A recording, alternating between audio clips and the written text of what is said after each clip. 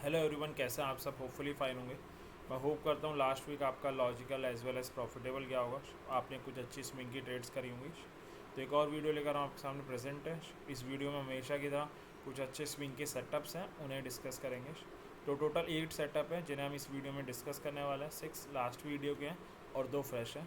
और साथ में हम ये भी डिस्कस करेंगे कि इन सारे सेटअप्स के पीछे लॉजिक क्या है, क्योंकि जब भी हम मार्केट में ट्रेड लेने जाते हैं, अपनी हार्ड एंड मनी लगाने जाते हैं, तो हर सेटअप के पीछे, हर ट्रेड के पीछे हमारे पास एक लॉजिकल रीज़न होना चाहिए। तो आइए इस वीडियो को स्टार्ट करते हैं। स्टार्ट करने से पहले कई लोग कंफ्यूज रहते हैं कि नहीं इम्प्लीमेंट कैसे करना है। तो 3 टाइप से आप इसे इम्प्लीमेंट कर सकते हो इन सेटअप्स को। अगर आप लेस रिस्की ट्रेडर हो तो आप शेयर्स में ट्रेड ले लो। हाई रिस्की ट्रेडर हो तो फ्यूचर्स में ट्रेड ले लो, क्योंकि मोस्टली 99% केसेस में हम लोग ऐसे स्टॉक ही डिस्कस करते हैं जिसमें डेरिवेटिव अलाउड होते हैं। और अगर आप ऑप्शन ट्रेडर हो तो आपके सामने एक प्रॉब्लम आती है कई बार मार्केट या वो पर्टिकुलर स्टॉक साइडवेज हो जाता है।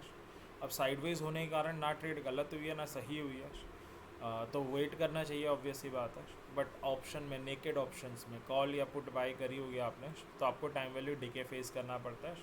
उससे बचने के लिए आप बुल पुट या बियर कॉल जैसी स्ट्रेटजीज बना सकते हैं, ताकि टाइम डीके हो तो वो भी आपके फेवर में प्ले आउट कर जाए। तो ये था। और इसके अलावा जो स्टॉप लॉस होते हैं वो क्लोजिंग बेसिस पे हैं। क्लोजिंग बेसिस का मतलब, लोग कंफ्यूज रहते हैं। क्लोजिंग बेसिस का मतलब हमें सिस्टम में नहीं लगाना, कैंडल के क्लोज होने का वेट करना है। अगर वीकली क्लोजिंग है तो वीकली कैंडल के क्लोज होने का वेट, और डेली क्लोजिंग बेसिस पे है तो डेली कैंडल की क्लोजिंग का वेट। अगर आप इतना वेट नहीं कर सकते क्लोजिंग का, तो अनफॉर्चुनेटली इन सेटअप्स में ट्रेड मत लीजिएगा। तो स्टार्ट करते हैं। तो जो सबसे पहला सेटअप है जो हमने लास्ट वीक रिकमेंड किया था, बजाज फिनसर्व का था। 1550 का एक इम्पॉर्टेंट लेवल था जहाँ पे शेयर बाइंग सिग्नल बना के गया था। अगर आप लास्ट वीक की चार्ट देखोगे तो ये फ्राइडे की कैंडल थी। 1550 का इंपॉर्टेंट लेवल इसने थर्सडे ब्रेक किया था, फ्राइडे गेन करके गया था। वीकली क्लोजिंग भी 1550 के ऊपर आई थी, हल्का सा नीचे आई थी, 1549.9 आई थी।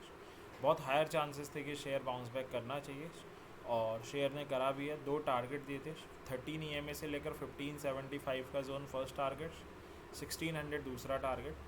शेयर का इस वीक का हाई है 1644.95 का। और तो हमारे दोनों टारगेट हिट हो गए। मैं उम्मीद करता हूँ आपने ट्रेड ली होगी और प्रॉफिट बुक करके क्लोज कर दी होगी। तो ये पहला सेटअप था, लास्ट वीक रिकमेंड किया गया था। उससे अगला सेटअप एशियन पेंट का रिकमेंड किया गया था। 3000 का एक इम्पॉर्टेंट लेवल था जिसे इसने 23 फेब को ब्रेक किया था। उसके बाद से इसे गेन नहीं कर पा रहा था। समहाउ बड़े टाइम के बाद, 3 महीने के बाद, लगभग 5 महीने के बाद 31 जुलाई में इसने इसे गेन किया, और यहाँ पर इसे रिटेस्ट कर रहा था सक्सेसफुली। 13 EMA को भी सेव कर रहा था। दैट्स वाई इसे रिकमेंड किया गया था। 2990 का वीकली क्लोजिंग बेसिस पे स्टॉप लॉस, 3100 और 3149 के 2 टारगेट थे। इस वीक का हाई लगा है 3198 का। तो दोनों टारगेट सक्सेसफुली आ गए। मैं होप करता हूँ ये ट्रेड भी आपने ली होगी और प्रॉफिट बुक करके एंड कर दी होगी। तीसरा सेटअप है HCL का, जो फ्रेश सेटअप है। HCL के शेयर में अपने रिकॉर्ड हाई से अभी करेक्शन आया था, और 4500 का एक लेवल है जहाँ पर शेयर ने डबल बॉटम की एग्रेसिव एंट्री बना के बाउंस बैक किया था। पिछले कुछ दिन से 13 EMA को रेसिस्ट कर रहा था, बट थर्सडे इसने 13 EMA के ऊपर क्लोज दिया, फ्राइडे गेन भी करके गया। साथ में 4750 का बड़ा ही इंपॉर्टेंट लेवल है, उसे भी इसने गेन करा है। वीकली क्लोजिंग भी उसके ऊपर आई है, रिजल्ट भी इसके ठीक थे। तो शेयर यहाँ से बाउंस बैक करने के लिए एकदम रेडी लग रहा है। 4900 और 5000 के 2 टारगेट हैं। होपफुली ये टारगेट अगले हफ्ते आ जाने चाहिए। बहुत अच्छा सेटअप लग रहा है। और 4740 का वीकली क्लोजिंग बेसिस पे स्टॉप लॉस है। तो 3 सेटअप हमने डिस्कस किए, जिसमें बजाज फिनसर्व, एशियन पेंट में दोनों टारगेट आ चुके हैं। अगर आपने ट्रेड ली थी तो प्रॉफिट बुक करके एंड कर देना चाहिए, कर दिया होगा। HCL फ्रेश सेटअप है, जो पहली बार ये वीडियो देख रहा है वो इसमें ट्रेड ले सकता है। अगला सेटअप है कोटक का। लास्ट वीक इसे रिकमेंड किया गया था। 1750 का एक बड़ा इंपॉर्टेंट लेवल था, उसमें डबल टॉप बॉटम टाइप की एंट्री बना रहा था, तो इसे रिकमेंड किया गया था। 1749 का वीकली क्लोजिंग बेसिस पे स्टॉप लॉस, 1800 और 1824 के 2 टारगेट थे। बट ये ट्रेड एक ट्रिगर के साथ थी। ट्रिगर क्या था? अगर आप फ्राइडे की कैंडल देखोगे, ये फ्राइडे की कैंडल थी, हल्की सी 13 EMA के ऊपर क्लोज देके गई थी। तो ट्रिगर ये था कि अगर मंडे भी 13 EMA के ऊपर सस्टेन करे, यानी क्लोज करे। आप देख सकते हो मंडे क्लोजिंग आई है 1781 की, 13 EMA के ऊपर ही आई है। तो ट्यूसडे ये ट्रेड ट्रिगर हो गई थी। इस हफ्ते का आप हाई देखोगे तो फ्राइडे को लगा 1827.90 का, तो दोनों के दोनों टारगेट आ गए हैं।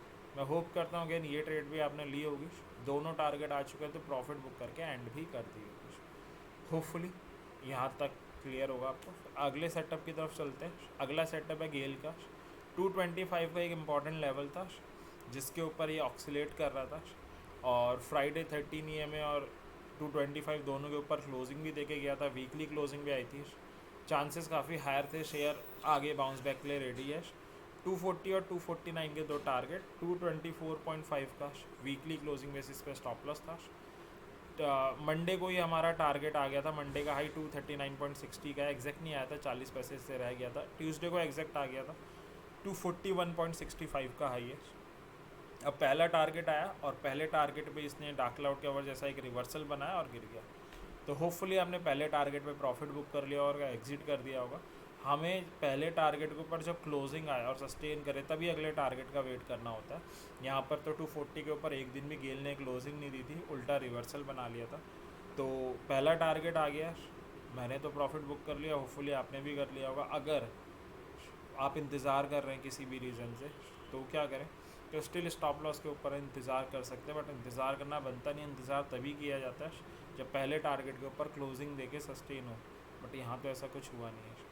तो 5 सेटअप है जिसमें बजाज फिनसर्व, एशियन और कोटक में दोनों टारगेट आ चुके हैं, तो सेटअप क्लोज दें। HCL फ्रेश सेटअप है, ले सकते हैं। गेल में पहला टारगेट आ चुका है, आपने प्रॉफिट बुक कर लिया तो वेरी गुड थिंग है। और अगर आप सेकंड का वेट कर रहे थे तो अनफॉर्चुनेटली अभी आपको वेट ही करना पड़ेगा। अगला सेटअप है नेस्ले इंडिया का। लास्ट वीक रिकमेंड किया गया था, 2500 का इम्पॉर्टेंट लेवल था, और अगर आप देखोगे तो ये फ्राइडे की कैंडल है, उसको गेन किया था इसने, 13 EMA में भी गेन किया था, तो रिकमेंड किया गया था। 2498 का वीकली क्लोजिंग बेसिस पे स्टॉप लॉस, 2550 और 2599 के दो टारगेट थे। अगर आप देखोगे तो इस वीक का हाई लगा है 2565 का, और शेयर के प्राइस में अगेन फिर फॉल आ गया। तो पहला टारगेट आ गया, अगर आपने पहले टारगेट पे प्रॉफिट बुक कर लिया था तो अच्छी बात है। अगर आप सेकंड टारगेट का वेट कर रहे थे तो प्राइस नीचे आ चुका है। अब क्या करें, स्टिल 13 EMA के ऊपर है, स्टॉप लॉस के ऊपर है, 2500 के ऊपर है। तो अगर आप सेकंड टारगेट का वेट कर रहे थे कर सकते हैं, जो पहले पे बुक करके निकल गया, बहुत अच्छी बात है। अब चलते हैं अपने अगले सेटअप की तरफ, जो है IDFC फर्स्ट बैंक का।